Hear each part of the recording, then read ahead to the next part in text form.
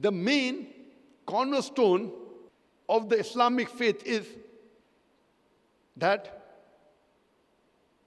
there is only one sole creator, sustainer, and cherisher for all the human beings. The cornerstone of Islamic faith is Tawheed, that there is only one sole creator, sustainer, cherisher for all the human beings, irrespective whether they are black or white, yellow or brown, rich or poor, whether they come from America or Malaysia, India or Pakistan. Our creator is the same. And this point is the single most important point for universal brotherhood. This point alone, that all the human beings have one sole common creator, sustainer, and cherisher, is sufficient for universal brotherhood. That's the reason, monotheism being the cornerstone of Islam, besides Islam, it is even the cornerstone of all the faiths. But unfortunately, in the passage of time, the importance to it deteriorated. That's the reason, if you read the scriptures of all the major religions, all of them speak about believing and worshipping only one God.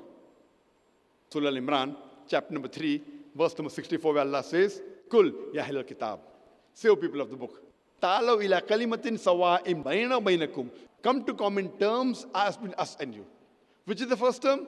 Allah na'budu illallah. That we worship none but Allah. Wala nushrika bihi shay'an. That we associate no partners with Him. Wala yattakhiza ba'duna ba'dan arbaban min dunillah. That we erect not among ourselves lords and people other than Allah. Fa'in tawallahu. If then they turn back. Faqul ashhadu. Say, ye bear witness. Bi anna muslimun. That we are Muslims bowing our will to Allah subhanahu wa ta'ala. This verse of the Quran gives you a master key of how to speak with different types of people. Ta'alaw ila kalimatin sawa'im bayna baynakum. Come to common terms as between us and you. Which is the first term? Allah na'budu illallah. That we worship none but Allah. So when we speak with people of different religions, our Creator says, talk about commonalities. The differences can be discussed later on. At least let us agree to follow what is common. And most of our problems will be solved.